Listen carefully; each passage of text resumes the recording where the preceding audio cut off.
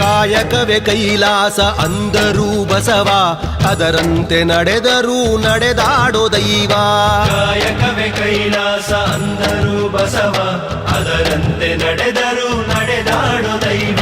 ಸಿದ್ಧಗಂಗಾ ಕ್ಷೇತ್ರವೇ ಪೂಜ್ಯರ ಉಸಿರು, ಪ್ರತಿ ಕಲ್ಲು ಹೇಳುತ್ತಿವೆ ಬುದ್ಧಿಯ ಹೆಸರು.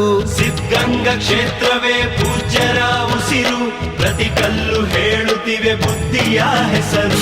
ಕಾಯಕವೇ ಕೈಲಾಸ ಅಂದರೂ ಬಸವ, ಅದರಂತೆ ನಡೆದರೂ ನಡೆದಾಡೋ ದೈವ.